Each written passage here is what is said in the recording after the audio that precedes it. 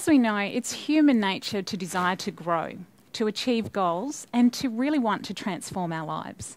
But how? How do we create lasting change in our lives that's going to take us into a successful future we really desire? Whether it be wealth creation and finances, like we've heard about, whether it's health and fitness, lasting relationships, and transforming this world to leave it a better place than when we started. How do we really, truly transform? Not just change for a period of time and then fall back into old habits. Well, I've been a master neurostrategist for nearly 20 years, and I've worked with thousands of people here in Australia and internationally. And one thing I know is that every single human being has the tools to transform their lives. The problem is, many people just don't know how to use them. Now, as you can see, it's all in your mind. If we change our mind, we can transform our life.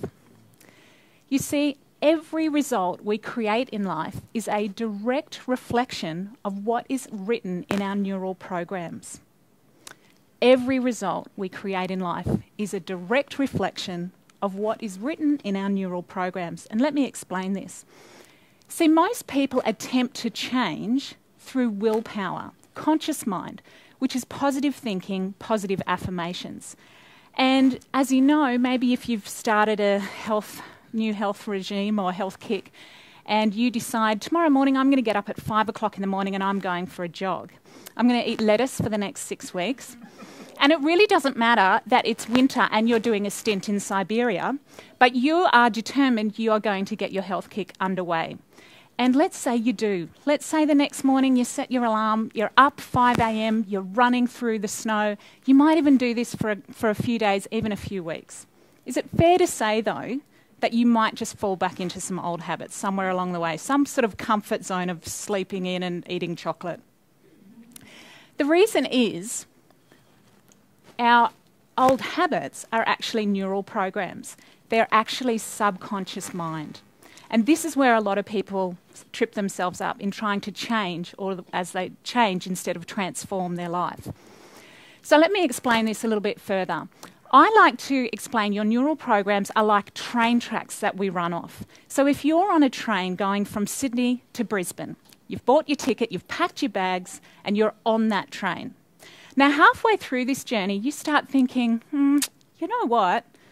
I don't really think Sydney is my ultimate destination. It's not the place I really want to spend the rest of my life. And you think, you know what? I'm actually a Perth kind of person. Perth is the place where I really want to go. So I tell you what I'm going to do. I'm going to start thinking positively about Perth. I'm going to type up some affirmations. I'm going to print them out on this train. I'm going to stick them on the wall, and I am going to read them every few minutes. And people who get on the train, I'm going to tell them how I'm going to Perth. I don't care if they look at me like I've got 3 heads. I am focused, and I am going to go to Perth, and I'm going to speak my positive affirmations. And so you do. People get on the train, and they might look at you a bit weird, but you don't care because you're dead set going to go to Perth, and you're going to speak positively about that. Well, let me ask you a question. Maybe after a few hours of doing this, or the whole journey, is that train on those train tracks going to go to Perth? No or no? No, it's not, is it? Good answer. Because the tracks are already laid. Those tracks are going to Sydney. And this is very much like the neural programs in our subconscious mind. What we need to do to transform is deal with things at this level. Deal with things at the subconscious neural programming level. Rip up those suckers, relay them, and then you'll go to Perth and you won't even have to think about it. That's a great thing. And this is just a quick demonstration of the difference between conscious and subconscious mind. So if you don't mind, could you all fold your arms for me? You're very compliable. Is that a word? Compliant, even. I knew that. I was just testing. So that was pretty easy, wasn't it? It was pretty easy. This is actually a neural program. You have programs for everything. When you brush your teeth, you have a program for that. So now that you're aware of it, I bet when you brush your teeth tonight, you'll start at a certain side, up or down. Everyone has a program for most things that you do subconsciously. In fact, everything that you do subconsciously. So this is a subconscious neural program you have for folding your arms. Pretty easy. Now I'd like you to fold them the other way. Yeah, no, the other way. It's a little bit trickier, isn't it? That's because you've just changed to conscious mind. Because if you probably don't have a program for this, unlike me, I probably need to get a life, but if you fold it back the other way, that's much easier, isn't it? Okay, there's your neural programs. So wouldn't it be better just to completely transform your neural programs and then you're running off these new train tracks? Wouldn't that be better? You don't even have to think about it. Like, driving a car. Do you all really know how you got here tonight? Or were you just on autopilot? Again, a miracle. Another neural program. So I just want to quickly run through how we process information to create results, good or bad. If I click all this up. Okay. So what happens is we take in information through our 5 senses 100% of the time, whether we are awake or asleep. So we take in information visually, auditorily, with our smell, taste and touch as well. What happens is that information comes in and it goes into our thoughts, our conscious mind. From there it drops down into our subconscious neural programs. Now, depending on what is written here will determine the decisions we make. Our decisions will determine the actions we take, and our actions will determine our results. Now, you may have heard it said that decisions shape our destiny. But as a neurostrategist, I always ask, what is it that's shaping our decisions? What is written here that is causing us either to succeed or causing us to self-sabotage and limit our results? If you want to find out what that is, we need to find out what's written here. So tonight I'd just like to share the top level of programming, the very first basic level of programming, which is neuroassociations. So what exactly is a neuroassociation? Well, if I had a pen, like this one here, and I had no idea what it was, and I asked you, what is this? You would most likely tell me it's a pen and you use it to write with. What happens with that is I now make a neuroassociation. So I have the pen and I link it with the meaning, that it's a tool that you can use for writing. And I then pop that in my subconscious mind. So this is what we do. We're wired as human beings to continuously make meaning of life around us all the time. It started in the womb, and by now you'd have about 3 trillion neuroassociations in your brain. If you look around the room, you could see dozens. There's floor, chair, table, cameras, presenter, all sorts of things. You can see that you've already made a neuroassociation from. Now, this is fair enough. It's fairly easy when you're talking about nouns or things. Where it gets a little bit complicated is when we're talking about events. And I often use this example. Let's say I have planned a very romantic dinner for my husband one night because he gets home, let's say 7 o'clock on the dot every night. Now, I'm excited, I've planned the whole thing, and everything's like ready and perfectly timed. There's candles on the table, and I'm very excited, and I know it's nearly 7 o'clock, and I can't wait to surprise him when he walks through the door. Well, 7 o'clock comes around and he's not home. So initially I think that's a bit weird. He's normally home on the dot, but that's all right. He'll be here in a few minutes. A few minutes passes and he's still not here. And I'm starting to think, I wonder where he is. I hope he's all right. It's really unlike him not to ring if he's going to be a few minutes late.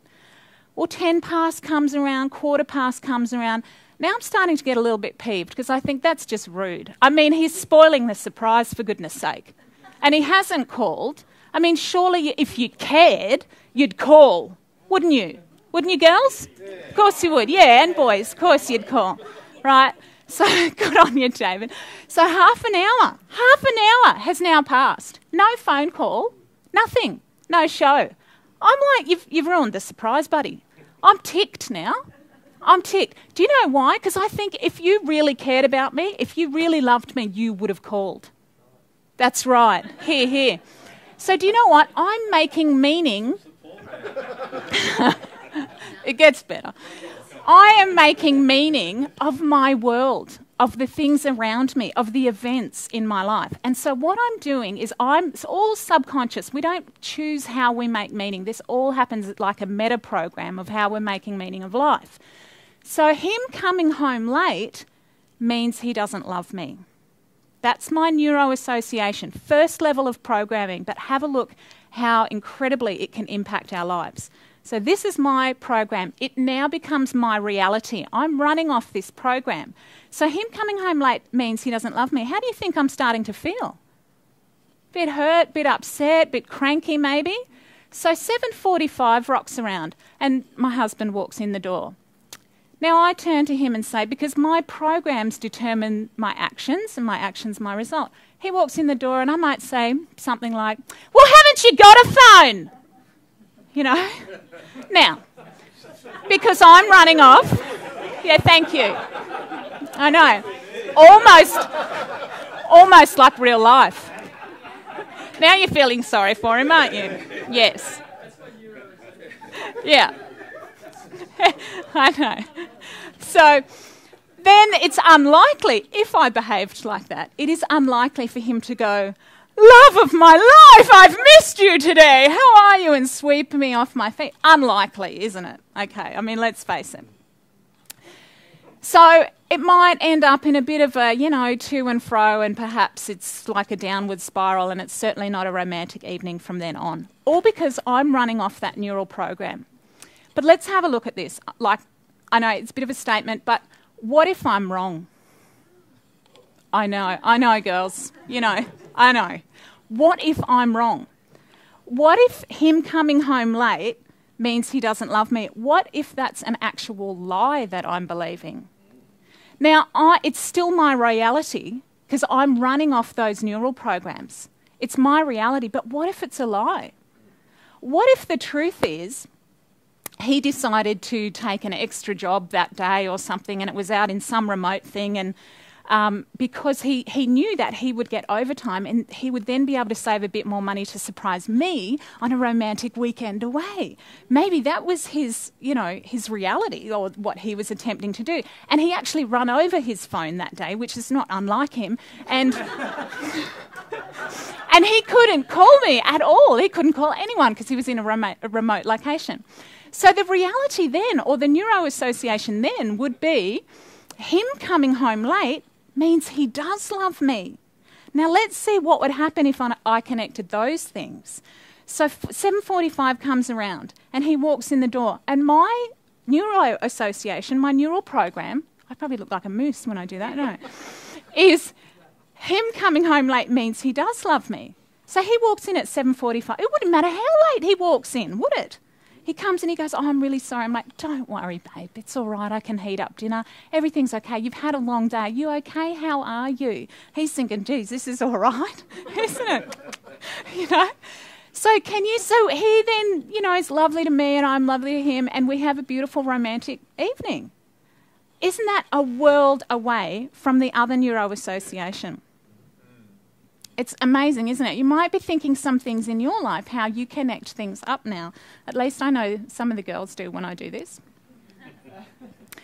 So the question I want to ask you tonight is, where are your neural programs taking you? Where are those train tracks truly leading you? Are they lies or are they truth? Because when we change our minds, we can transform our lives. Thank you. This has been another Metamorphic production.